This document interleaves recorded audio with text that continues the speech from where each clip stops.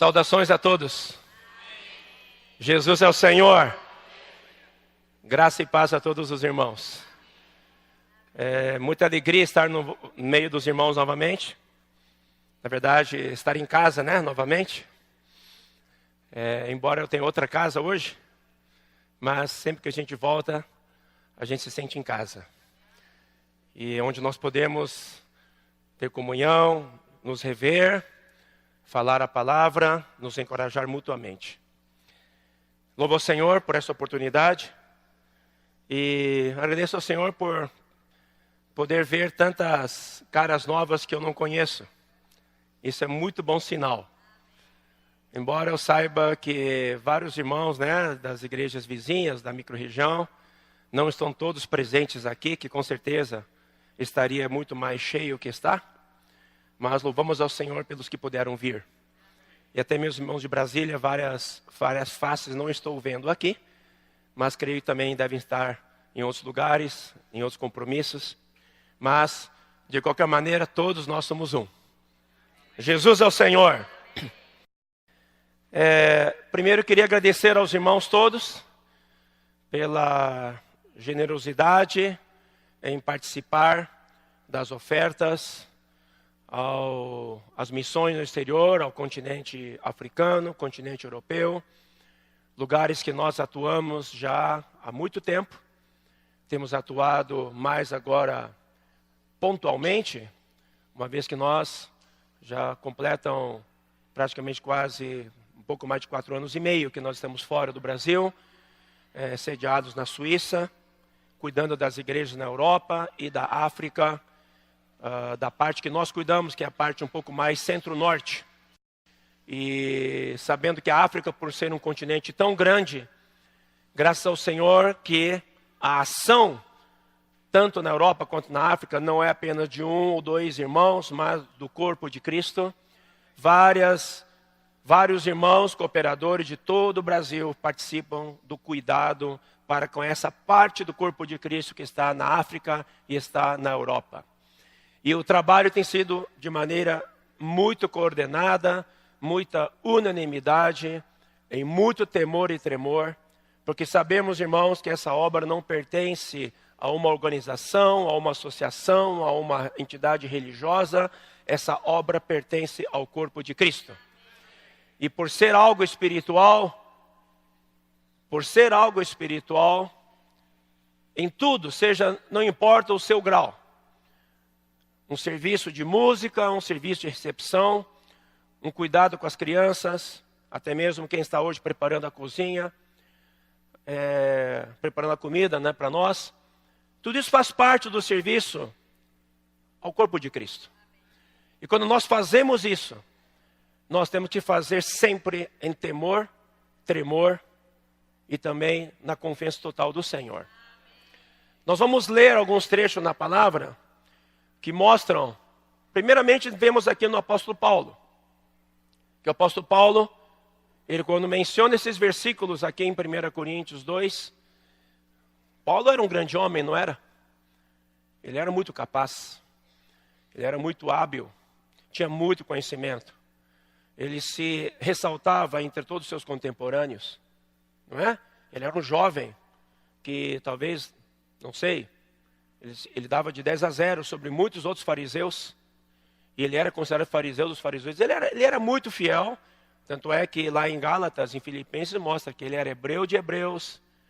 Quanto à lei irrepreensível. Só que quando ele veio para a igreja, quando Deus mostrou-se para ele, e ele passou a viver a realidade da igreja, o reino de Deus, não mais na religião, não mais naquilo que, embora tivesse a palavra de Deus, que era o judaísmo, embora todo o judaísmo baseado na palavra de Deus, nos mandamentos, Deus estava ali no início, mas nós sabemos que ao longo da história, porque a tradição entrou, conceitos entraram, ordenanças entraram, tradições entraram, práticas entraram, culturas entraram, e o que aconteceu? À medida que essas coisas vão entrando, nós conhecemos uma lei da física que diz que não se pode ocupar o mesmo lugar. Como é que é? Não, 2 copos no mesmo lugar. Então, ou é tradição, ou é Cristo. Ou é religião, ou é Cristo. Ou são as ordenanças, ou é Cristo. Então, eu queria aproveitar, isso é uma advertência que eu mesmo me vigio muito. Vamos tomar muito cuidado, meus irmãos. Falei isso em Sobradinho ontem. Eu falo isso também para a igreja em Brasília, que na verdade foi a primeira igreja que surge aqui da região, junto com Sobradinho, não foi? São igrejas antigas. Talvez muitos de vocês nem estavam aqui na época. Nós temos uns poucos remanescentes, não digo jurássicos, porque isso aí, né? Mas, né? Irmãos antigos, desde aquela época, nós estamos vivendo a vida da igreja, e o que o Senhor nos deu até hoje na vida da igreja, nós não podemos perder. Amém, irmãos? Hoje temos um conforto muito grande. Em Sobradinho vi isso, vi no Guará, vi no Gama, estou vendo aqui. A gente tem hoje um conforto muito grande. Eu vejo que hoje a gente não precisa nem mais pegar no inário para cantar. Está tudo ali projetado. Se você nem mais pegar na sua Bíblia, e tem irmãos com certeza que nem Bíblia mais trazem, nem inário mais trazem, porque sabe que vai projetar. Para mim, isso não é um bom sinal. Não é bom sinal. Porque, embora seja uma coisa meio arcaica ficar com a Bíblia aberta, mas para mim o gostinho de abrir a Bíblia aqui, de folhear, de fazer isso aqui, é melhor que fazer isso aqui. Entende? E tem outra coisa também que nós temos que perceber, que o que Deus deu para nós, na vida da igreja, que é o exercício do Espírito, nós jamais podemos perder. Eu temo que a tecnologia que nós não podemos dizer que não podemos ter, graças ao Senhor que nós temos tecnologia hoje, para a gente projetar versículos, projetar imagens, enquanto a gente está cantando, está desfrutando, muito bom. Mas, por favor, que a tecnologia não substitua Cristo. Não substitui o seu exercício do Espírito. Não substitui o seu falar, o seu proclamar. Amém? Até os irmãos que conduzem hinos. Eu não sei se foi coincidência, mas eu percebi que pouco espaço se deu para os irmãos poderem proclamar os hinos. Acaba um hino, já entrou no outro. Não é? E com isso, pouco a pouco, a gente sem querer, a gente vai matando o espírito dos irmãos. A gente vai entrando nessa, eu já disse isso da outra vez que vim, essas cadeiras são muito confortáveis. Eu queria que vocês fossem comigo para a África, para sentar em toco de madeira, ou no próprio chão. Para vocês verem que, como a gente cantou nesse hino, não importa se casebre ou mansão, o que eu quero é a presença de Cristo. Estou sentado nessa cadeira confortável, glória a Deus. Mas, sabe, por favor, não me entendo mal. Eu até preferia as azuizinhas, sabe? As azuizinhas, aquelas antigas que nós tínhamos. Que aquilo lá te forçava a você não ficar muito tempo sentado. Aqui você pode ficar até 5 horas sentado. Não é? Então, irmãos, logicamente, não recebam isso como um puxão de orelha, mas apenas uma admoestação de amor. Amém? Para que nós não percamos o que Deus já nos deu. O que Deus nos deu é tão precioso, mas é tão precioso, que, como diz em 2 Coríntios, se não me engano, anjos perscrutam, anelam. Certo? E eu digo uma coisa, vivenciando hoje na Europa, no meio de tantos grupos cristãos, que nos convidam para a gente dar a palavra, porque lá, comentando na sexta-feira com os irmãos cooperadores e obreiros, o nosso convívio lá na Europa não é apenas com os irmãos da vida da igreja. Pelo fato de sermos todos poucos, o respeito mútuo que há entre todos os cristãos é bastante grande. E nós respeitamos os irmãos de outros grupos cristãos, embora nós saibamos a nossa identidade. Nós sabemos o que somos, sabemos o que Deus nos deu, sabemos o que o Senhor nos entregou e nos confiou. mas também sabemos que a igreja não consiste apenas nós, mas todos os filhos de Deus. E a porção que Deus nos deu é para ser compartilhada com todos os filhos de Deus. Não numa atitude de supremacia ou de cima para baixo, mas numa atitude de baixo para cima, em humildade. Sabendo que o Senhor nos deu é para suprir a todo o corpo de Cristo. Nós não temos pouca coisa, irmãos. Às vezes a gente diz assim, puxa, a reunião da igreja está pobre, não sei o quê. Já estou acostumado demais com o alimento diário. Isso aqui eu já vi, isso aqui eu já vi. Irmãos, cuidado para não estar vomitando em cima de um prato de filé mignon ou de camarão na abóbora. Já estou acostumado a comer isso. Vamos valorizar cada dia a palavra que o Senhor tem falado a nós. Lembrem-se, irmãos, que Cristo é sempre novo. E a palavra de Deus, quando chega a nós, também tem que ser sempre nova. No dia que eu abro a Bíblia, quantos de nós já lemos a Bíblia tantas vezes, não é verdade? A gente lê às vezes o mesmo versículo mais de 10 vezes. Mas toda vez que você lê com o Espírito, o que acontece? Você vê novidade. Você não fala assim, já li a Bíblia, mas vou encostar isso aqui. Já sei. Infelizmente na Europa a gente ouve isso. Irmãos com quem a gente contata, não do nosso meio, né? Mas a gente contata e fala, vamos lá para uma conferência que a gente participa. Graças ao Senhor a gente vem também para a conferência. Semana que vem muitos de nós estaremos lá. E a gente vai rever novamente Coríntios. Eu não sei quantas vezes já li Coríntios. Quantas vezes de conferência já foi dado Coríntios. Mas irmãos, cada vez que a palavra vem, quando vem do trono de Deus, ela vem em novidade de vida. Ela vem em novidade de encorajamento. Tudo depende do meu coração e do seu coração. Se nosso coração está aberto para receber, sempre será novidade e você será alimentado. Se nosso coração está fechado, pode ver o que for, nunca vai acontecer nada. Então, tem irmãos que lá falam assim, eu não preciso de reunir-me, eu não preciso de estar com outros, porque eu já conheço toda a Bíblia. Tudo aquilo que se fala, eu já sei. Então, por que eu vou gastar meu dinheiro para ir? Essa atitude é certa ou errada? Totalmente errada. Por quê? Nós podemos ler a Bíblia 100 vezes, podemos ir a 1000 conferências, podemos ler 10.000 livros. Ao final, quando chegar lá na volta do Senhor, quando o Senhor aparecer no tribunal, nós vemos que nós não sabemos nada. Que o que nós ganhamos ainda é tão longe daquilo que o Senhor é. Porque o Senhor, Ele é infinito. O Senhor é ilimitado. Então, venham sempre às reuniões. Leiam sempre os livros, a Bíblia, sempre com coração de frescor. Como se fosse a primeira vez. Quando cantem com gozo. Cantem com alegria. Não permita que essa boa cadeira te segure.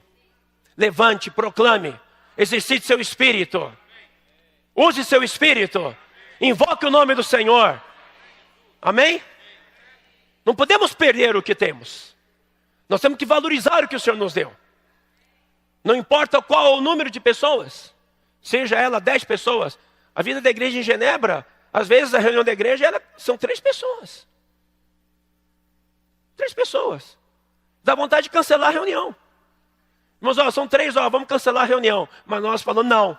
É 3 pessoas, porque a Bíblia diz, onde há 2 ou 3 reunidos em meu nome, ali estarei no meio deles. O segredo é, em meu nome.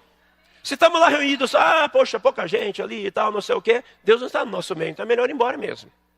Mas também não adianta nós termos 200 irmãos, se Cristo não está no meio, então é melhor ir embora. É, não é? Então o que nós precisamos sempre, em toda reunião, em todo momento que nós estamos? É ter a pessoa de Cristo. E quem traz Cristo é você.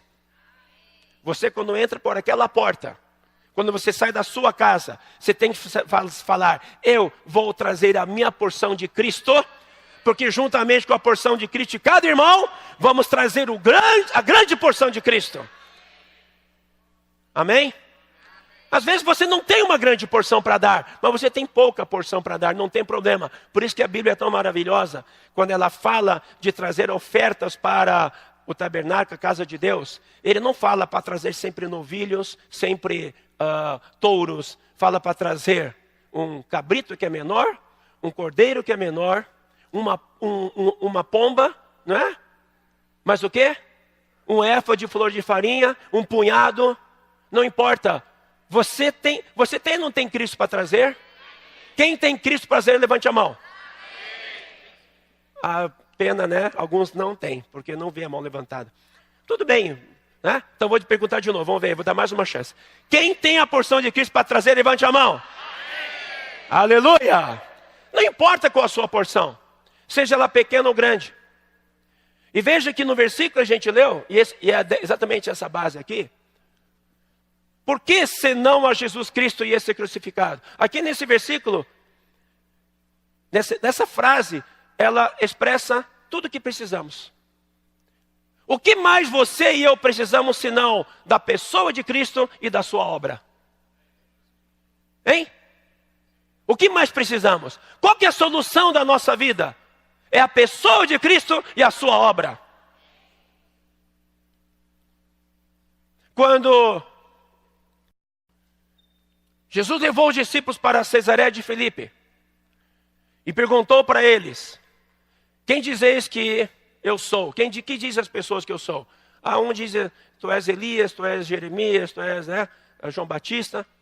Aí Pedro, na revelação do Pai, dizem, tu és o Cristo, o Filho do Deus vivo. E nós sabemos na teoria e sabemos no ensinamento que aqui nessa frase, tu és o Cristo, o Filho do Deus vivo, se referia a duas questões. O Filho do Deus vivo, se referindo à pessoa do Senhor, à sua essência. E o Cristo, referindo à sua obra. Amém? Então aqui nós vemos Cristo, a pessoa dele e a sua obra. Nós hoje estamos sentados aqui e podemos ser o que somos como filhos de Deus e membros do corpo de Cristo unicamente por causa da pessoa de Cristo e da sua obra. Se Cristo não morresse na cruz, e na cruz ocorreu várias coisas. Na cruz não apenas, a gente tem que entender que a obra de Cristo, ela foi na cruz, ela finalizou na cruz. Desde que ele decidiu tornar-se um homem, começou a sua obra de resgate. Nós cantamos alguns hinos também sobre isso. E todos nós estamos fixados sempre no sangue de Cristo. Mas nessa série de mensagens que temos desfrutado de 1 Coríntios, nós vemos que a ênfase de Corinto está na cruz de Cristo. Agora, nessa cruz de Cristo, ela tem várias nuances. Ali está o derramar do sangue, porque sem sangue não há remissão de pecados. Sem o sangue nós não poderíamos ser redimidos. Mas ocorreu na cruz. Jesus não derramou sangue antes. Embora desde o momento que eles colocaram a coroa de espinhos nele, já começou a verter sangue. Embora quando ele foi perfurado nas mãos e nos pés, já começou a verter sangue. Mas verteu sangue para poder alcançar toda a humanidade. Foi quando o soldado veio, Jesus já morto, e com uma lança, abriu o seu lado, e dali verteu sangue e água. Que nós sabemos, o sangue para quê? Para a nossa redenção. E a água para quê? A água representando a vida de Deus para a nossa regeneração. Por isso, amados irmãos, nosso centro, o centro da sua vida pessoal, da sua vida familiar, da sua vida profissional, da vida da igreja, do seu ministério na vida da igreja, porque hoje, graças ao Senhor, eu fico tão contente em ver que de uns tempos para cá, o Senhor, Ele está simplesmente abrindo e desenvolvendo os ministérios de todos nós. Ninguém mais pode dizer, não tem espaço na igreja. Não, todos nós temos espaço sim, e o Senhor está colocando a gente para funcionar. Pergunto para as irmãs, Vocês estão contentes com o ministério das mulheres que está sendo desenvolvida hoje em todo o Brasil e aqui na região de maneira forte? Puxa, é só metade, cara, que está contente. A outra metade não está. Então eu vou ajudar vocês. Toda vez que eu fizer uma pergunta, eu vou dar uns 2 segundos, aí vocês respondem, tá?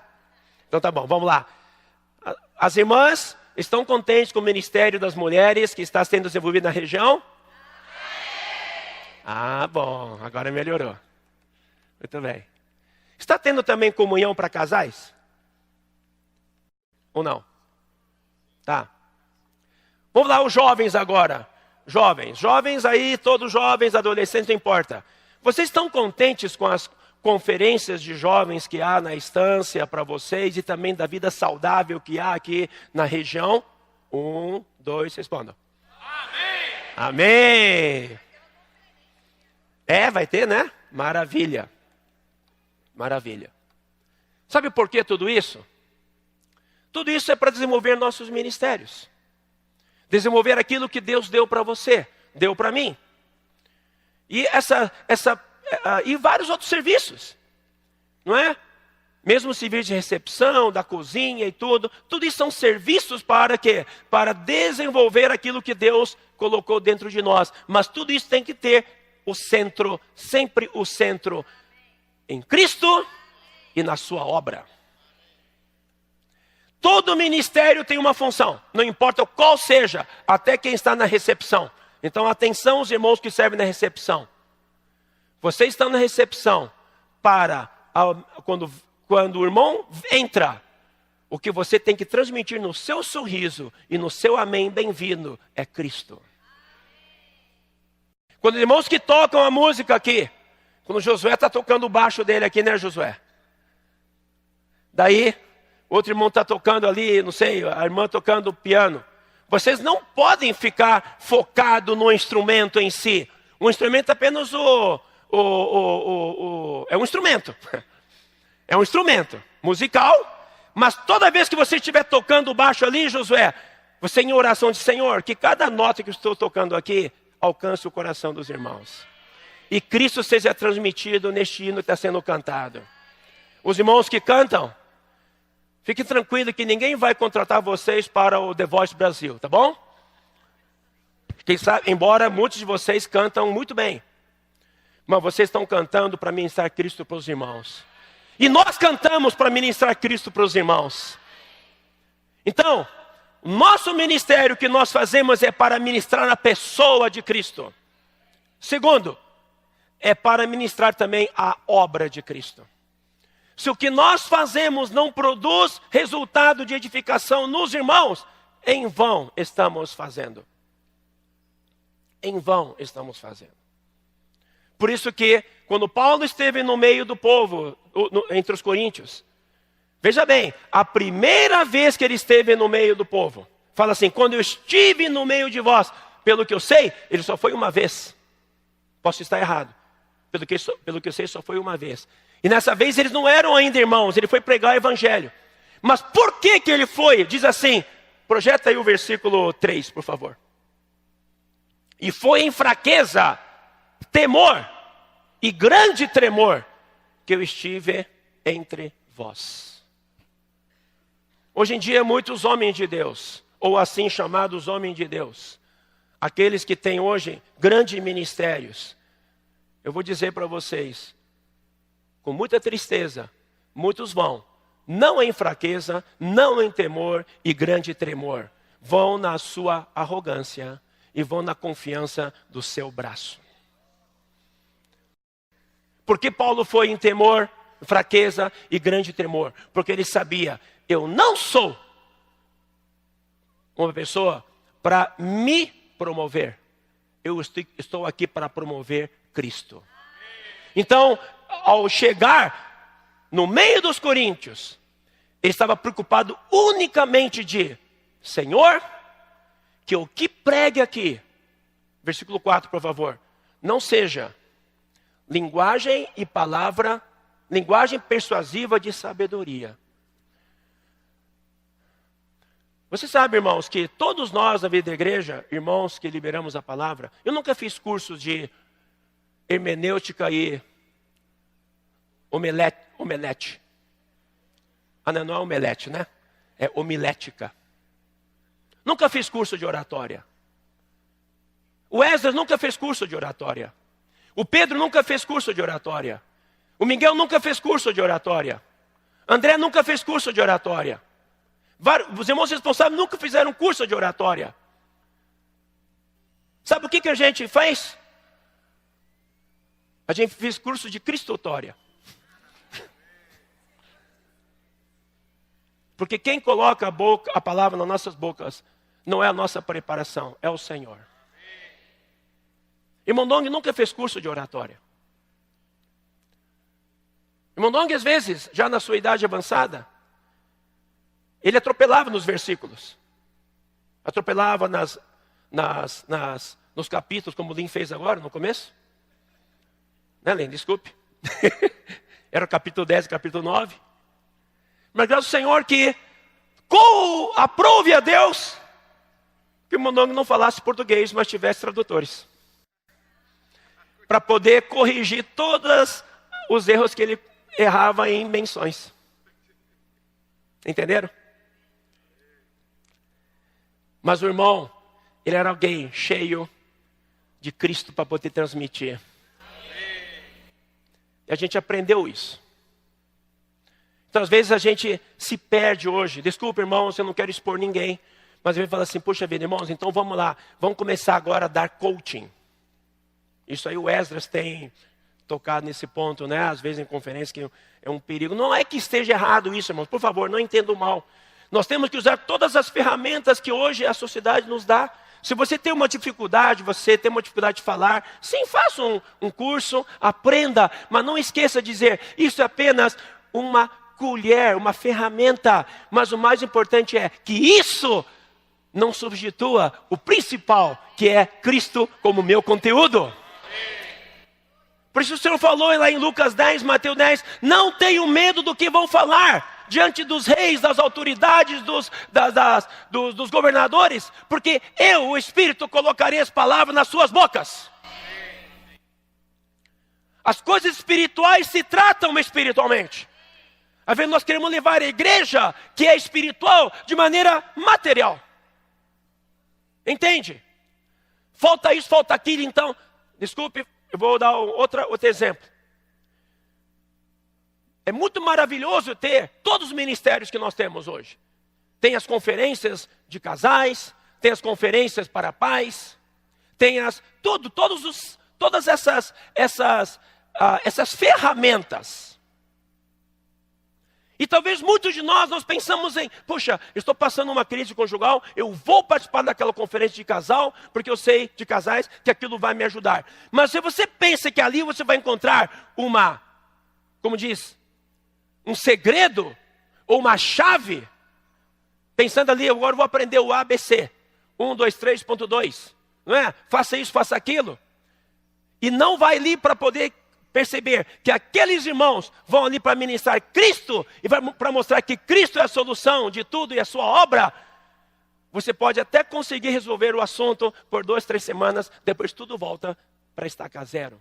Porque, irmãos, o que resolve toda a nossa vida, em todos os aspectos, até profissionalmente, em tudo, quando eu digo tudo, é quando você coloca no centro da sua vida, Cristo e a sua obra.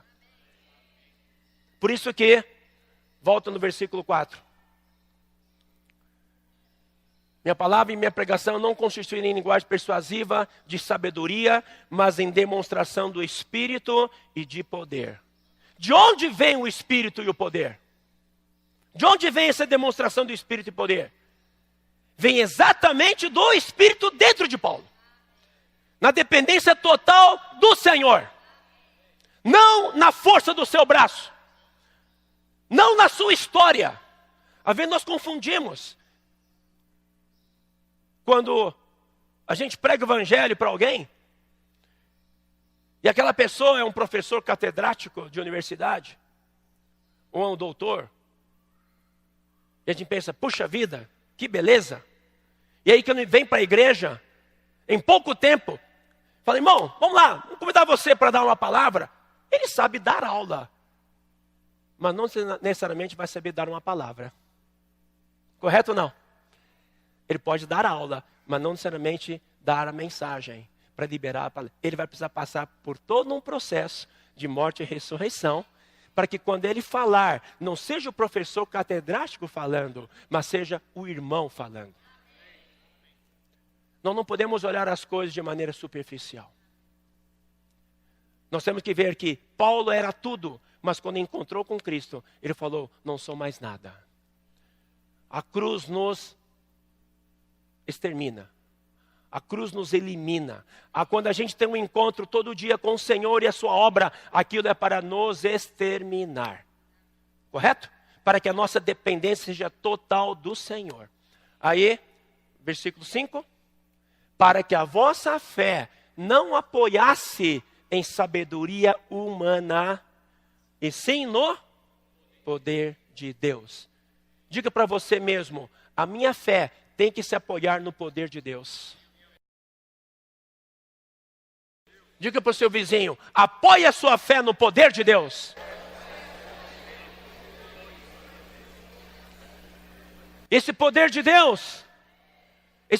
Deus não vem do conhecimento apenas. O conhecimento é importante, ele é importante. Mas também diz em 1 Coríntios 8, o saber ensoberbece, mas o amor edifica. Então, a vida da igreja, ao longo de todos esses anos, a nossa ênfase sempre foi a palavra. E ela continuará sendo. Mas não a palavra de mero conhecimento, nem de sabedoria humana, mas uma palavra cheia de Cristo como conteúdo, e cheio também do operar da obra de Cristo. Por isso, cada irmão e irmã, eu digo cada irmão e irmã, porque eu sei que hoje também as irmãs, nos seus ministérios, liberam a palavra. Irmãos liberam mensagens, nas mensagens ministeriais, em conferências. Mesmo no abrir da sua boca, lá no grupo familiar, para cuidar de alguém, quando você sai para apacentar alguém, você tem que sair, volta para o versículo 2. 3, perdão. Você tem que sair em fraqueza, temor e grande tremor. Toda ação nossa, irmãos, mesmo você ali, João Paulo, mexendo no computador, por que eu tenho que fazer isso em fraqueza, temor e grande tremor? Eu posso até fechar o olho aqui, os meus dedos, eles teclam automaticamente. Eu coloco no automático e faço. Aí que está o grande problema, porque nós já sabemos fazer, nós já sabemos como fazer, a gente faz, e podemos até fazer bem, mas no momento em que Cristo não está presente, de nada vai funcionar. Os irmãos compreendem? Na nossa casa, a mesma coisa. Na nossa família, relacionamento conjugal, relacionamento entre pais e filhos. Nós temos que trazer Cristo para o centro. Cristo tem que ser o centro. Não é que Cristo talvez possa, não. Cristo tem que ser o centro. Isso é imperativo. Ele tem que ser o centro. E a obra de Cristo tem que ser o centro. A obra de Cristo está na cruz. E a cruz, ela envolve o sangue de Cristo, que é para tratar com os nossos pecados. Envolve tratar com o mundo, porque a cruz, ela eliminou o mundo. Tratar com a nossa carne, com as suas concupiscências.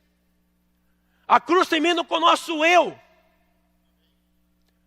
Tudo aquilo que a cruz, ela fez, tem que fazer parte do nosso dia a dia.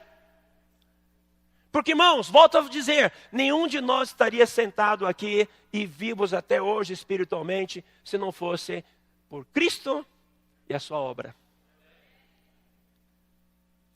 Mas é tão fácil hoje Satanás, usando todas as suas ferramentas também, sociais, né? Hoje tem gente que consulta o Google, mas não consulta a Bíblia. Né? Consulta um psiquiatra no Google, mas não consulta um livro da igreja. Prefere não entendam mal, por favor. Prefere se aconselhar com um psicólogo sem antes ter orado uma oração, Senhor, você quer ao Senhor. Prefere tomar um remédio? Não estou dizendo que não é para tomar, por favor, hein? Vou falar igual o Bolsonaro. Não vai mudar a minha mensagem, como é que eu estou falando, em fake news, hein?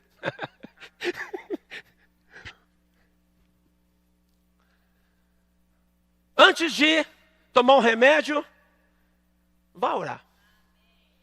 Se eu só falo agora, toma um remédio, você toma um remédio em oração.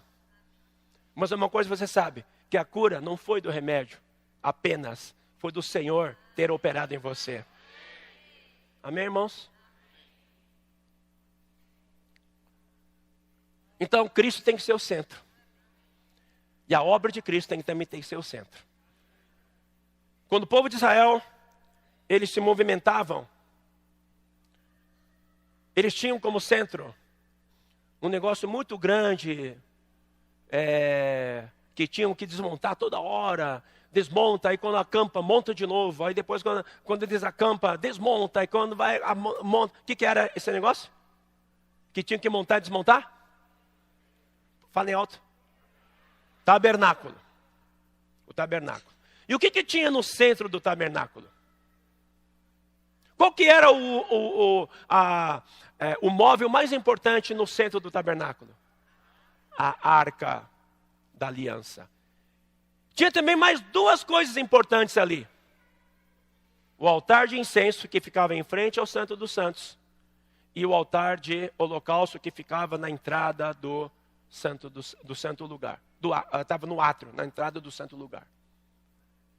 Então vocês percebem que qualquer movimento que eles faziam ali estava girando em torno daqueles elementos. Ali é uma figura. E eles andavam isolados ou andavam juntos? Hein? Eles andavam juntos, não era? Eles não eram um exército. Mas Deus os considerava exército. Interessante que quando o Senhor falou para Moisés, fala para Faraó, para libertar o meu povo, os 2 milhões de israelitas que estavam no Egito, deixa eu perguntar, eles eram exército? Eles eram soldados? Hein? Eram soldados? Não eram. Eles tinham formação militar? Não. Mas é interessante que logo depois que eles começaram a se mover, Deus falou assim. Deus falou para Moisés, para guiar o exército de Israel. Porque Deus, quando olhava para eles, embora eles não estavam ainda como exército, mas Deus olhava lá longe, dizendo, eles são o meu exército.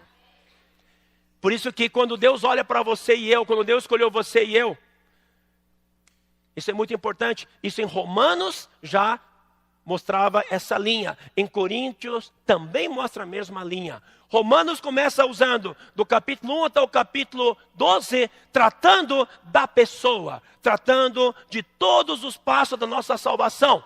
Mas a partir do capítulo 12 até o 16, ele mostra que tudo isso visa uma coisa, visa o corpo de Cristo. Em Coríntios, mesma coisa. Do capítulo 1 até o capítulo 9, ele fala muito do aspecto mais pessoal, tratando assuntos, problemas aqui, problemas ali. Mas a partir do capítulo 10 em diante, ele começa a tocar também no aspecto corporativo, que é o corpo de Cristo.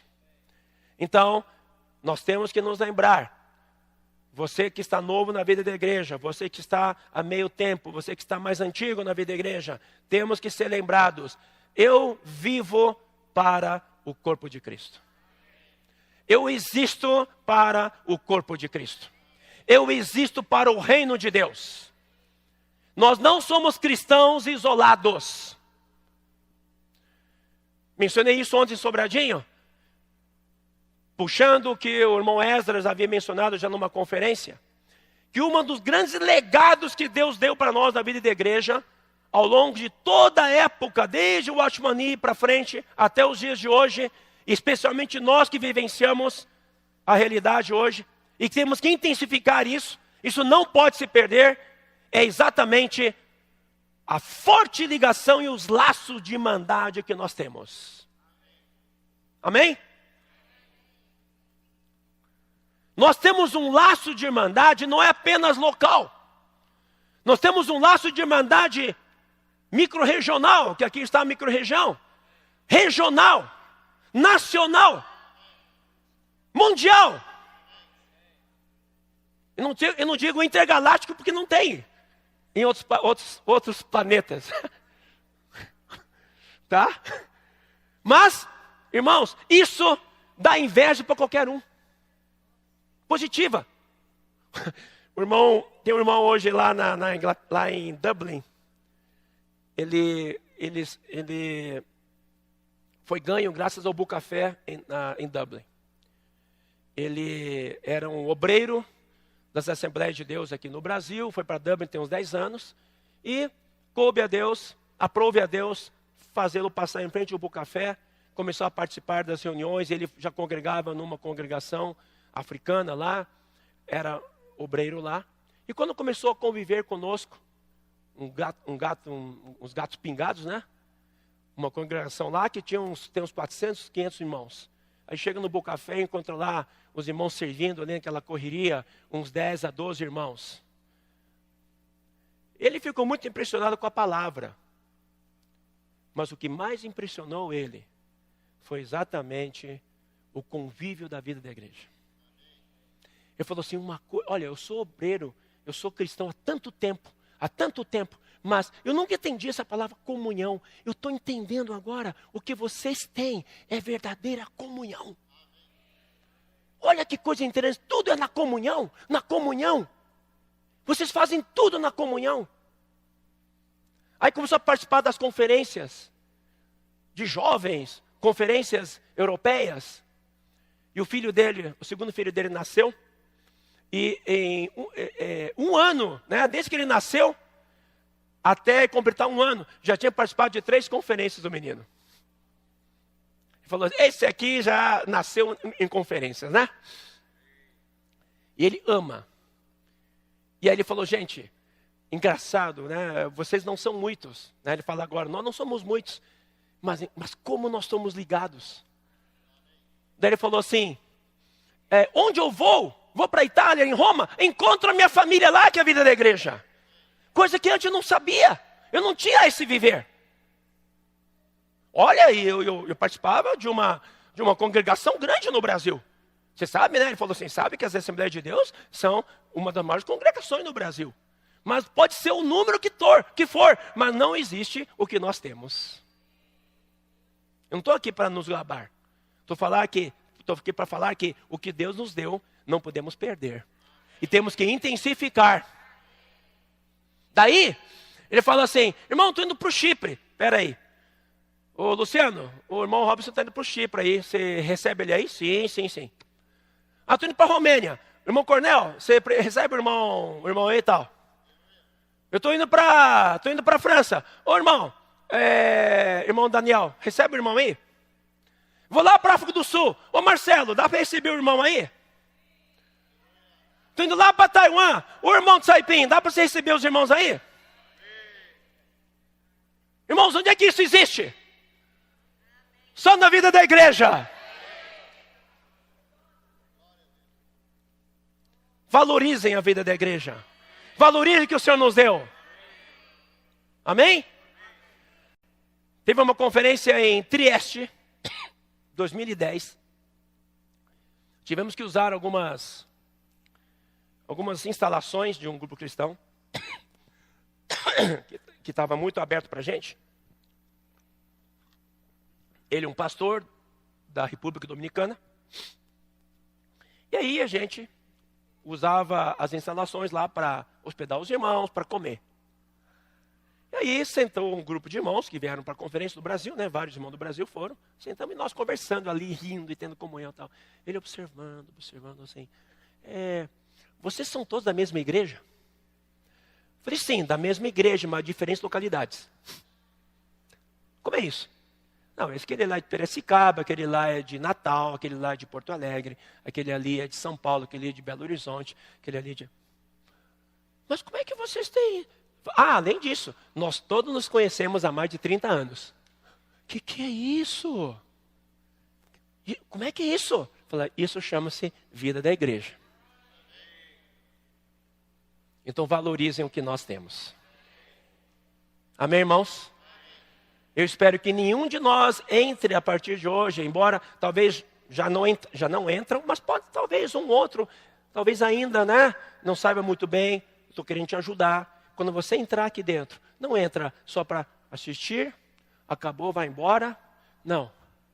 Procure se entremesclar, se misturar, procure se ligar, porque nós somos um corpo e o corpo é que protege. Nós somos protegidos pelo corpo. Falei em Sobradinho, né, de uma experiência interessante, de uma irmã que estava passando por uma necessidade médica e teve que ser atendida em outra cidade. Ela não congregava conosco, mas o irmão dela congregava conosco. Então ela disse assim, meu irmão, estou indo para tal cidade para fazer tratamento médico. Será que você tem irmãos lá para indicar, para me receber, me ajudar? Porque eu não conheço ninguém lá. Então o irmão pegou, ligou. Irmãos, olha, a minha irmã, carnal, está indo para aí, está precisando de alguma assistência. Tal. Tem como os irmãos dar assistência? Tem, tudo bem, a gente pode vir, vai ficar no local de reuniões. Vamos destacar uma irmã para poder ajudá-lo a deslocar para o hospital e dar toda a assistência. Daí ela foi. Acho que ficou lá um mês, não sei. E foi assistida. Daí eu olhei aquilo e perguntei assim, por que ela não perguntou por grupo onde ela se congrega? Por que não procurou o pastor dela? Para dizer, estou indo para tal lugar, você conhece alguém lá que pode me receber? Vocês estão entendendo? Isso não acontece uma vez ou outra, várias vezes já aconteceu isso. Vários irmãos, quando vão para a Europa, falam assim, olha, a minha irmã está indo para aí.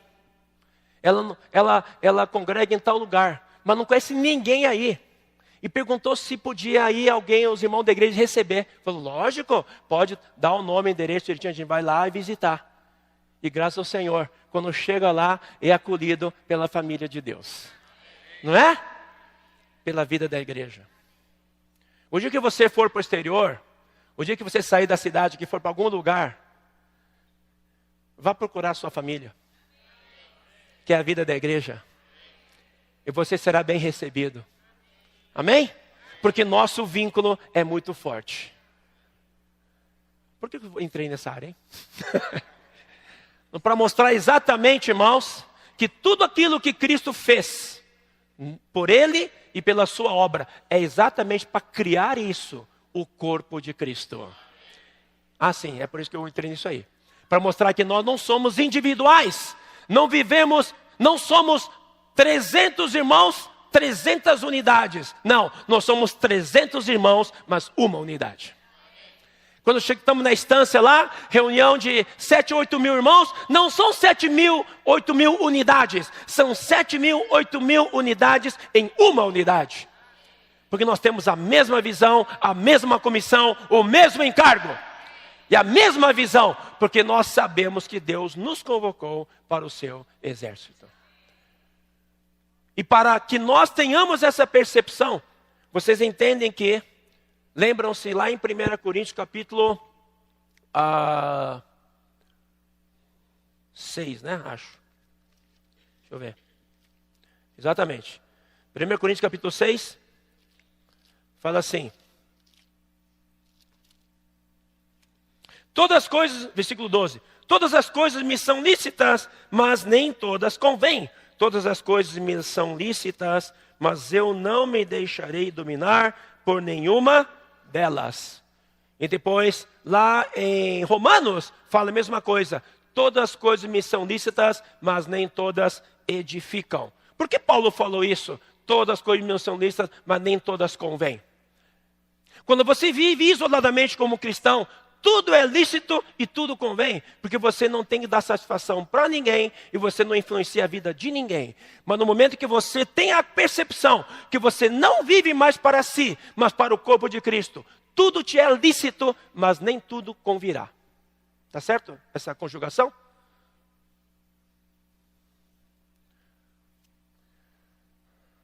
Eu me restringo, irmãos. Eu procuro me restringir em várias coisas. Eu gostaria de fazer muita coisa. Eu, Salomão, Jungmimar, gostaria de fazer muita coisa. Gostaria de ir em muitos lugares. Mas, por amor ao corpo de Cristo, não faço e não vou. Porque eu sei que o dia que eu fizer e for, eu posso causar tropeço para muita gente. Coisa, não estou dizendo coisa pecaminosa. Mas coisas, tá? Então, irmãos, jovens, ninguém vai tirar a liberdade de vocês. Nós temos que ter a liberdade de escolher aquilo que Deus escolhe. Tem um versículo em Gálatas que diz assim, que, vamos lá ler em Gálatas.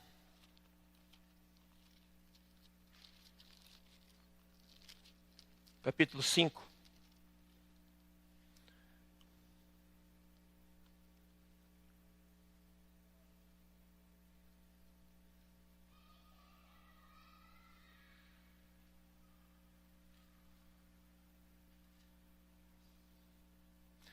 Versículo 13. Versículo 1. 5:1. Para a liberdade foi que Cristo nos libertou. Amém? Vamos falar junto? Para a liberdade foi que Cristo nos libertou.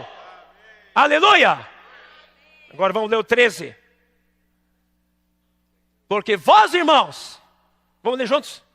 Porque vós, irmãos, fostes chamados à liberdade, porém não useis da liberdade para dar ocasião à carne. Sedes antes servos uns dos outros pelo amor. Eu tenho liberdade, você tem liberdade. Podemos fazer o que quiser, podemos ir onde quiser, posso vestir o que quiser, posso comer o que quiser, posso beber o que quiser. Eu tenho liberdade e ninguém pode tolher a minha liberdade. Mas no momento que a minha liberdade está vinculada a vocês, eu não sou mais livre. Porque o Espírito tem que me restringir. A cruz tem que me restringir.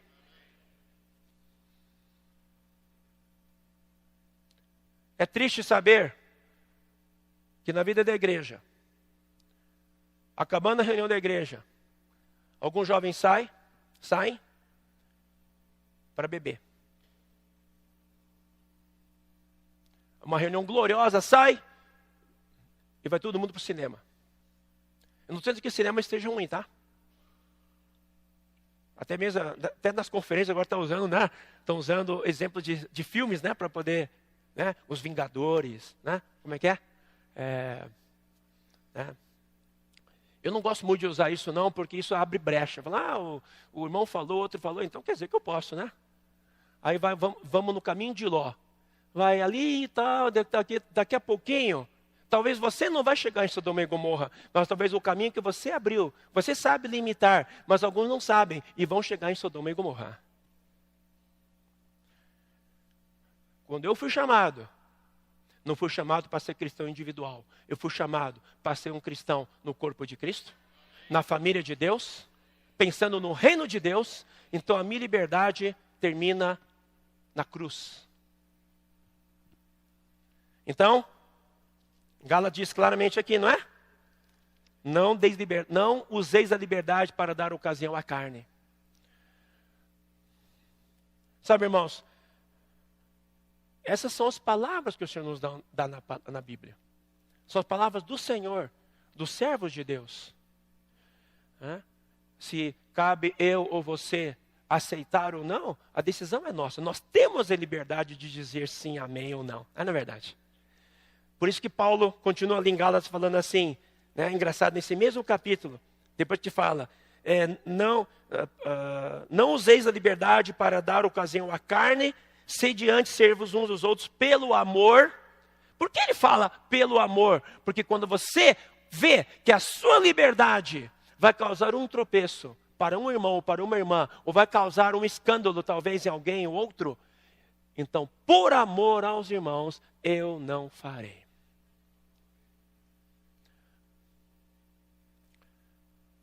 Teve uma irmã que foi assistir uma conferência nossa lá na Europa, assim, pela internet. Acho que não sei se vocês assistiram alguma conferência de jovens que nós damos lá.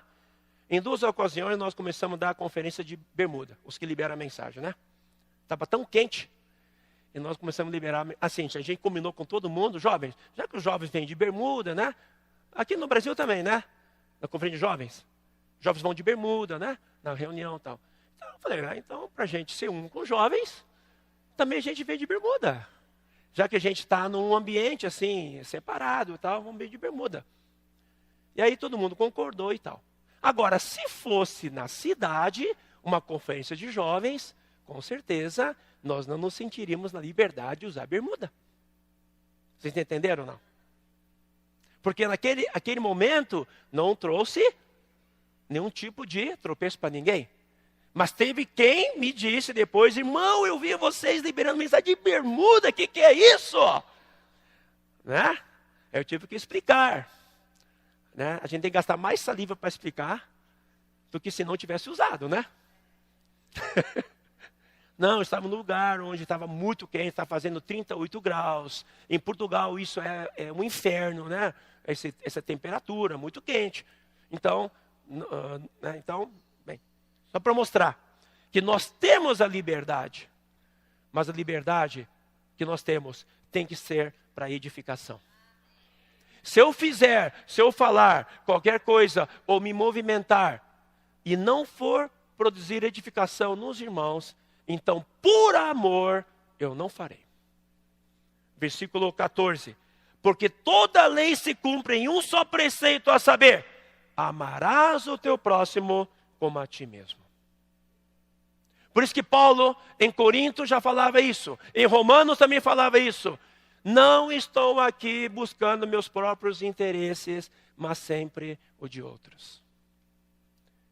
Irmãos da igreja em Brasília, da igreja em Itapuã, da igreja em Paranoá, onde mais?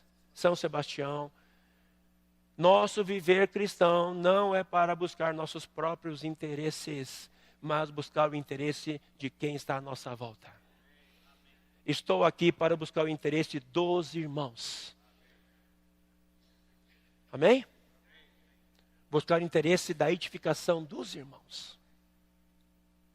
Se a gente consegue pegar essa realidade, e a gente consegue entender isso, perceber, com certeza vamos perceber, puxa vida, eu louvo a Deus porque eu tenho Cristo como meu centro e a cruz como meu centro na minha vida para me restringir. Porque a cruz é uma restrição.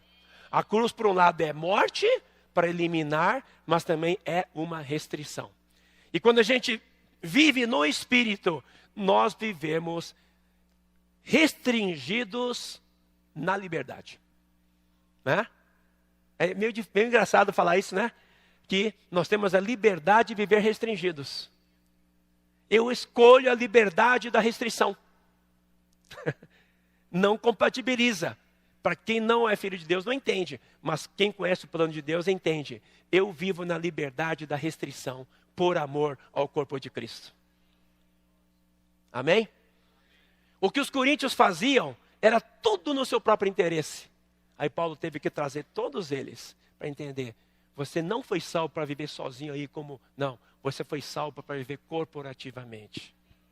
E aqui nós estamos, irmãos. Louvado seja o Senhor. Que o Senhor possa trazer luz para todos nós. Eu tenho certeza que isso vai trazer o quê? Vai trazer muito mais poder para a igreja. Vai trazer muito mais força para a igreja. Porque nós todos estaremos seguindo o mesmo toque da trombeta. Se nós nos restringimos, façam essa experiência. Se restrinja. Você se restringe, o outro irmão se restringe, aquela irmã se restringe. Eu vou me restringir, Senhor, pela cruz, por amor e com alegria. Eu vou profetizar aqui, vocês vão ver o que vai acontecer com a sua igreja. Você vai ver as reuniões melhorando cada vez mais. Vocês vão ver o nível de Cristo nas reuniões aumentando. Você vai ver pessoas sendo agregadas à vida da igreja. Porque o que vai atraí-las não é a bela eloquência de alguém, não, nem a mesmo as cadeiras vai atrair, nem mesmo o local de reuniões vai atrair. O que vai atrair é que Cristo está presente.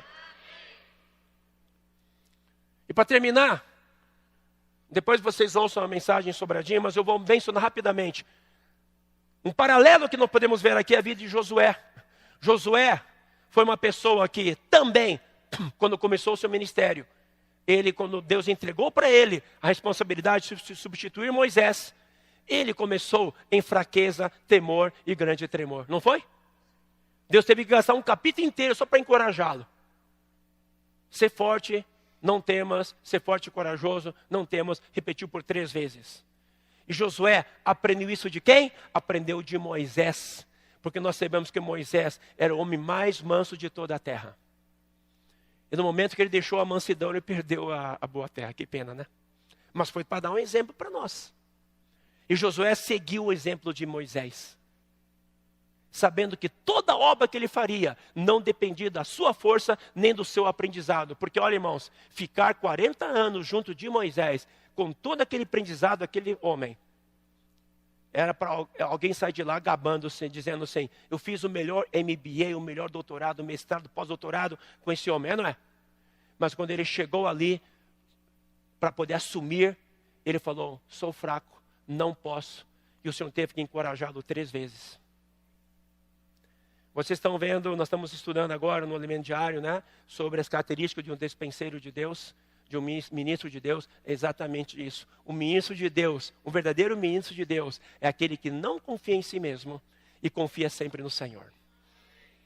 Porque o poder vem do Senhor. E aí quando ele foi conduzir o povo, ele sabia claramente, Deus me dá a ordem, eu faço.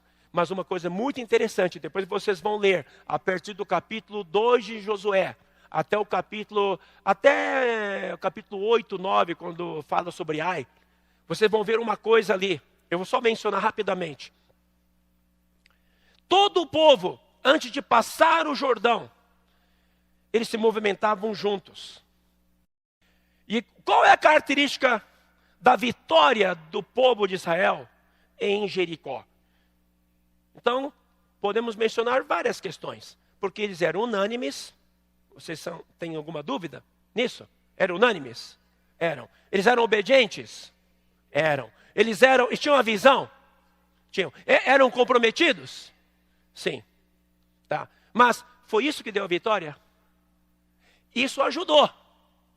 Mas o que deu a vitória, depois vocês vão ver, tanto na passagem do Jordão, como na atuação em Jericó, o que deu a vitória é porque tinha um elemento no meio deles, que se chamava a Arca da Aliança do Senhor. E diz claramente assim que a Arca da Aliança rodeou a cidade. Não foi o povo. O povo rodeava, mas seguia a arca. Tinha povo na frente e tinha povo atrás. E a arca estava no meio. O que dá a vitória para a sua vida, profissional, familiar, pessoal, conjugal, vida da igreja, seu ministério, é sempre ter a Arca da Aliança, que é Cristo, no meio. Tira a Arca da Aliança e vai ser um tal de ai, ai, ai. Que aconteceu exatamente no capítulo 8. Quando foram atacar Ai, não tinha arca, não tinha ordem do Senhor. Falaram, Jericó, fortificada, derrubamos Jericó.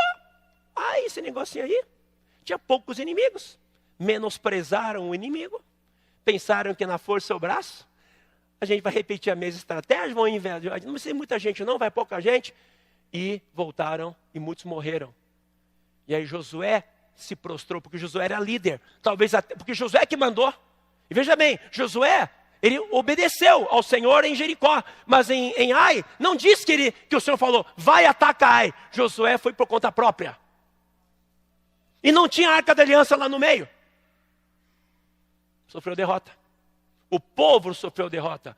Então, irmãos, líderes das igrejas aqui presentes, irmãos de serviço, irmãs de serviço, irmãos e irmãs que servem nos diferentes ministérios, vocês que cuidam de adolescentes, que cuidam de jovens, das crianças, não importa qual ministério, por favor, não caiam no erro de fazer as coisas porque vocês já sabem. Vocês precisam sempre ter Cristo como centro. Sempre chegar em fraqueza, temor e grande temor. E todo momento que vocês agirem, vai haver a presença do Senhor. O Senhor irá conosco. Amém? Graças ao Senhor pelo bom êxito do Ministério das Mulheres Virtuosas da região. Já é a 6ª edição, é isso? 6ª edição. A 7ª edição que vocês estão preparando, ela não é igual às 6 passadas. Vai ser uma nova. Em novidade. Mas todas em fraqueza, temor e grande tremor. Para que haja sucesso.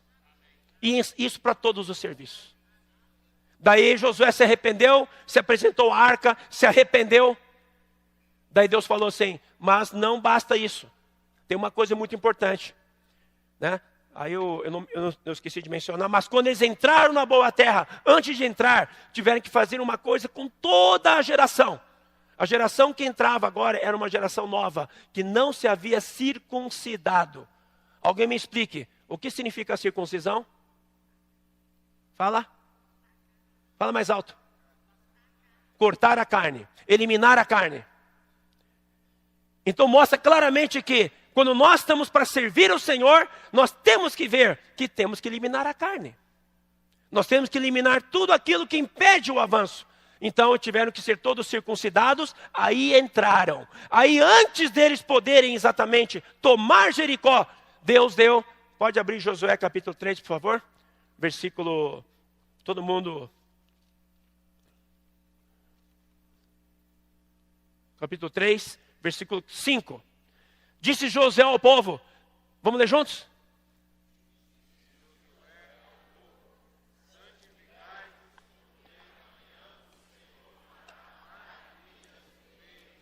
Amém. Nós queremos as maravilhas do Senhor, mas nós não queremos nos santificar. Então não haverá maravilhas. Às vezes na sua vida, minha vida não tem maravilhas. Você vê a maravilha na vida do outro irmão. Pode saber, se tem maravilha na vida do outro irmão, existe uma santificação. Existe uma separação. Mas que separar de quê? Só Deus pode falar para você separar de quê. Grau de impureza, grau de contaminação, depende. Talvez para o outro, uma coisa pequena não seja uma contaminação. Mas não importa. Para Deus, não importa o tamanho, é contaminação. Não é verdade? Qual é o tamanho da contaminação de um vírus de ebola? Nós nunca tivemos ebola aqui, não é? Lá na África tem. E vocês sabem como é que descobriram, Flávio, que o ebola transmite?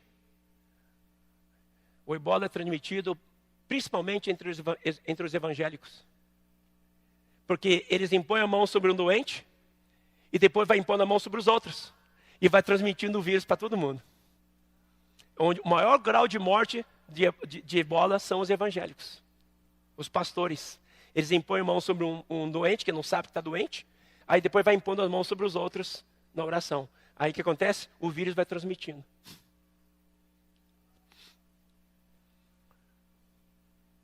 Então, irmãos, vamos nos santificar? Vocês querem maravilhas em Brasília? Vocês querem maravilha em São Sebastião? Vocês querem ver as maravilhas em Paranoá? Querem ver as maravilhas no Itapuã? Querem ver as maravilhas na região 1? Vamos nos santificar. Ser obedientes, ser unânimes e ter Cristo como centro, a Arca da Aliança como centro do nosso mover e da nossa vida. Este é o segredo. Santificar-se e a Arca da Aliança como centro. Aí eles erraram em Ai, porque não estavam mais santificados, por causa de um Acã, que escondeu coisas condenadas. O povo foi julgado. Por isso aqui mostra claramente, Acã pode ter falado, mas eu só guardei para mim, eu escondi, ninguém mais sabe. E contaminou o povo todo. Às vezes eu estou tendo uma vida oculta, uma vida pecaminosa, uma vida que não condiz com o Filho de Deus, mas ninguém sabe. Só que espiritualmente, você talvez não sabe que você pode estar atrasando todo o povo de Deus. Então, por amor ao povo de Deus, se santifique. Por amor ao povo de Deus, a igreja elimine as coisas condenadas que há na sua vida. E o Senhor, Ele vai abençoar. Vai abençoar você. Vai abençoar a sua casa. Vai abençoar a igreja. Elimine as coisas condenadas. Se santifique. Aqui foi meio radical, mas teve que acontecer. Josué chamou Acã, sua família, seus filhos, suas mulheres, seus parentes, seus bois, tudo jogou, foi lá para o vale e matou todo mundo e queimou todo mundo. Então falava assim, eliminação total. Não vai ficar uma unha sequer para contaminar mais ninguém. Graças ao Senhor, ninguém vai tomar essa atitude. Porque você mesmo vai tomar essa atitude de eliminar tudo que contamina. Amém, irmãos? Vamos purificar o nosso viver. Vamos ter Cristo como centro. Nós vivemos juntos e assim formaremos o exército que Deus precisa para poder avançar, para poder tomar essa terra. O Senhor está voltando. As necessidades são tão grandes em toda a terra. Eu queria terminar agora, né, para mostrar para vocês e rogar a vocês em amor que vocês não esqueçam de se lembrar de todos os irmãos que estão nesses continentes, nas igrejas, tanto na Europa quanto na África, servindo. E louvar a Deus que o Senhor já nos deu tantas bênçãos como locais maravilhosos. Fui em Sobrardi ontem e vi que local maravilhoso, né? Terminar, Deus deu esse local também tão bom para nós. Embora na nossa ideia isso aqui tinha muitas coisas mais para melhorar. E quem sabe pouco a pouco vai melhorando. Mas quando a gente olha para...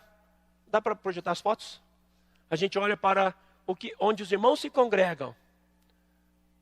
Esse aqui os irmãos... só para contar essa história aqui. Menong, né? Eu tenho mais 5 minutos? Tá. Menong, acho que os irmãos lembram quando o César, ele foi comigo para a África, para Angola. Você vê como é questão de testemunho, né? Um jovem do nosso meio se mudou para essa cidade chamada Menong. E ali começou a contatar alguns grupos cristãos e contatou um pastor da Assembleia de Deus Pentecostal. Ele é o líder regional da Assembleia de Deus Pentecostal. É o presidente da Assembleia de Deus Pentecostal, de toda a região lá do sul. E quando encontrou com esse jovem, olha só, irmãos, vou te dizer, olha só o que nós temos, tá? Não menospreze o que Deus colocou dentro de você. No abrir da boca desse jovem, ele ficou ouvindo, falou assim, menino, onde é que você aprendeu tudo isso? Lá na vida da igreja, tal. Eu quero conhecer a fonte. Vai ter uma conferência agora, lá em Uambo, tá vindo 2 irmãos do Brasil. Eu quero ir. Você me leva? Eu quero ir. E foi. Pastor Domingos. Chegou na conferência, ficou ouvindo a palavra. Na segunda mensagem, eu almocei com ele, ele falou assim, eu sou um ministro da Assembleia de Deus há mais de 50 anos. Fui 3 vezes ao Brasil em conferência da Assembleia de Deus. Eu nunca ouvi e vi o que vi nesses 2 dias. A partir de hoje, eu quero caminhar com vocês. Não só eu vou trazer todas as congregações que estão debaixo da minha jurisdição para caminhar com vocês. Aí, isso foi um fim de semana. Ele voltou, chamou a esposa, outro fim de semana ia ter outra conferência, aí a esposa dele veio. A esposa dele veio, sentou, participou da reunião, aí já começou a ver a diferença e começou a ver, puxa, que amor, que maravilhoso que existe entre vocês. Ouviu a palavra, foi lá dar o testemunho, falou assim, acabei de ligar para o meu marido, falei assim para ele, olha, se você não quiser caminhar, você fica só, mas eu já sei onde vou ficar. Falou, não, eu vou junto, nós estamos juntos. Aí convidaram o irmão Jumance, o irmão Gomes, vocês conhecem? Eles foram para Menong, visitaram Menong 4 dias, conheceram lá o local, vocês vão ver umas fotos aqui. E aí o pastor falou assim, eu quero que vocês voltem aqui para um aperfeiçoamento. O irmão Jumance Gomes, com uma equipe de irmãos, com as suas esposas, foram para 10 dias de um SEAP intensivo, com toda a liderança pastoral daquelas congregações que estavam. No total, orem por isso, irmãos, orem por isso. Todos eles ficaram simplesmente abismados, estarrecidos positivamente com tudo que ouviram e aprenderam. E a decisão no último dia do SEAP foi: estamos juntos e vamos caminhar nessa visão.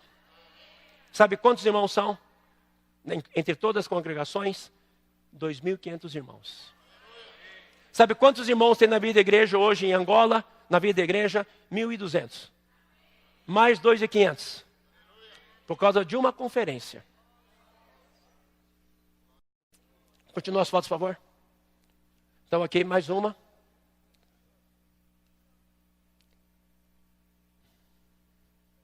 Pode passar? Pode ir passando. As fotos são pequenas, né? É porque veio pelo WhatsApp. Pode ir passando que eu vou explicando. Não tem problema não. Aqui, ó. Debaixo de... o local de reuniões deles. Palha, né? E lá é um frio. Engraçado, né? Frio. Um frio. Estava 0 graus. 0 graus, porque fica essa linha é mais ou menos a mesma linha do Uruguai. Rio Grande do Sul, tá? Dentro da coisa. Olha os irmãos alegres. Olha o local de reuniões feitos de telha, né? Pode ir passando. Esses são alguns irmãos. Esse irmão do meio de camisa branca é o irmão pastor Domingos. Essa irmã do lado é sua esposa. Não temos pointer não, né? Tá. Aí pode ir passando. Aqui os irmãos já na primeira reunião lá. Pode ir passando. Primeiro partir do pão. Né? Dentro do viver da igreja. Pode ir passando. Aí, vai passando aí que eu vou explicar. Olha só, os irmãos reunidos ali. Né? Vai passando. Este aqui é um local de reuniões que eles estão construindo, ainda não tem, né? E imagina, agora quando esses irmãos vieram todos, você imagina, se não me engano, são de 17 cidades do sul de Angola que nós nunca tínhamos alcançado. Agora todos estão caminhando conosco. E muitos locais estão assim. Eles por conta própria começaram a construir, mas não terminaram. Daí eu pergunto assim, vale a pena a gente ajudar a investir para terminar esses locais? Se a gente falasse assim para vocês, irmãos em Brasília, o que estavam prevendo? Não, a gente não estava prevendo fazer isso, íamos gastar talvez uns 100 mil reais no ano para mexer. Né? Tudo bem, vocês podem até mexer, mas não se esqueçam, quem sabe, separar uns 10, 20% desse valor e investir na África, para pelo menos eles terem cobertura, pelo menos terem cadeira para sentar. Vale a pena ou não vale? Na hora que você sentar nessa cadeira macia, lembra, tem irmãos que nem cadeira tem para sentar. Quando eu olhar para esse teto, eu tenho um teto, chovendo não acontece nada. Eles estão ali. Isso aqui já não é, isso aqui é Camarões, tá? Onde é que estão reunindo? Debaixo da mangueira. Esse chama-se Bangacina. Nunca tiveram local de reunião. Eles têm um terreno. Mas nós nunca tivemos força de poder investir para construir. Porque os recursos que vêm para o projeto Arca, eles são meramente para manutenção dos obreiros, não para investimento. Já há anos estamos tentando investir, mas não sobra recursos. Então guardem isso no coração de vocês. Toda vez que vocês vierem para esse local, sentar aqui dentro, lembra, tem irmãos nossos que ainda congregam debaixo de árvores. Não, por um lado, falando, que bonitinho, que legal. É bonitinho, legal para quem vê. Mas com o dia que chove, como é que fica? Né? E uma coisa, pelo fato de estarem congregando assim, a lei hoje do governo camaronês e de vários governos na África é, se vocês não tiverem locais de reuniões físicos, vocês são clandestinos e nós temos que proibir vocês de se congregar. Tá? Então, nós temos que correr atrás. Amém? Vamos lá, vai passando. Então, aqui também é Camarões, Bangacina. Pelo menos cadeira eles têm. Aí, isso aqui é em São Tomé. Dessa vez os irmãos foram para São Tomé também. E graças ao Senhor tiveram 18 batismos em São Tomé. Igreja de São Tomé. Quem sabe quem é São Tomé, né? São Tomé é aquela ilha lá que fala português. Pode ir passando. Aqui é Camarões, no Bucafé de Yaoundé. É um lugar alugado, pode ir passando. E aqui são os irmãos, tá? Aqui o irmão Patrick. Então ali também tem reuniões. Yaoundé é a capital de Camarões. Pode ir passando. Então ali também tem aperfeiçoamentos. Eles também agora vieram para o Brasil, viram. O irmão Marcelo de África do Sul foi lá, dá 2 semanas de CEAP intensivo. E agora eles começaram também com o Ministério de Restauração das Famílias. Não é? E estão dando já a segunda conferência que estão dando, eles mesmos, Ministério de Restauração das Famílias. Aqui é Congo. São os irmãos responsáveis lá, com algumas irmãs do Congo. Aqui é Quênia, Nairobi, certo? Este é o local. Você lembra de uma oferta que a igreja em Brasília fez, quando o César veio, acho que no mês de junho, né? Foi no mês de junho. Vocês fizeram uma oferta específica num domingo, como foi feito hoje? Vocês acabaram de ajudar a construir este local de reuniões. O que era antes? Era exatamente palha, como vocês tinham visto antes. E agora, pelo menos, nós temos paredes de lata e teto, pelo menos, tá certo? E temos cadeiras. Isso aqui é, se não me engano, em Kisanto, nome da cidade. Kisanto. Pode passar. E aqui são os irmãos ali, alegres. Sabe o que aconteceu? Por incrível que pareça, quando esse local, ele levantou-se, começou a chover gente. As pessoas começaram a vir. Porque falaram, agora tem igreja. Agora tem igreja. Se tem igreja, eu posso ir. E agora está lotando, né? Pode ir passando. Né? Isso aqui é em... Eu não estou lembrado, pode passar. Isso aqui sim. Isso aqui é em Kinshasa. O Sérgio já passou essa... o local já está tão pequeno, todo domingo eles ocupam praticamente a rua para poder se reunir. Eles fecham a ruinha lá. Essa é uma das maiores favelas da África. 1.200.000 pessoas. Nosso local de reuniões é dentro da favela. Favelão mesmo. Favelão mesmo. Né? O carro entra, o César, quando foi, César ficou assim. E aí foi tirando foto. A irmã perguntou assim, né? Você não cansou de tirar foto, não? Porque o negócio é feio, né? Mas, aleluia, a igreja está lá. E graças ao Senhor, agora em Kinshasa, nós temos 3 locais de reuniões. E um deles é um que vocês também ajudaram a construir, chamado Kikoli, que é outro local. E hoje a igreja em Kinshasa já são praticamente quase 800 irmãos reunindo. Amém? 800 irmãos reunindo. Aqui é exatamente esse local aqui de Kinshasa, tá? Pode ir passando. Viu os irmãos reunindo ali fora? Né? Graças a Deus que não chove, né? Então, podem ficar numa boa ali. Olha só como é que fica. Esse local também foi ajudado há 5 anos atrás, 4 anos atrás. Nós ajudamos a construir esse local. Esse local é em Kikoli. É o segundo local de Kinshasa. Pode passar. Também encheu, dobrou de número depois que o local ficou pronto. Tá? Então, muito obrigado pelas vossas ofertas. Essa oferta de hoje também, ela vai ser destinada para fins como esses. Amém? E queremos, irmãos, que vocês guardem no coração. Quando ofertar, façam generosamente. Porque vocês estão ajudando o testemunho do Senhor a brilhar com mais força nestes países. Vai passando, vai passando. Aqui, olha, ó, quanta gente, ó. Vai passando. Vai. Aqui, ó.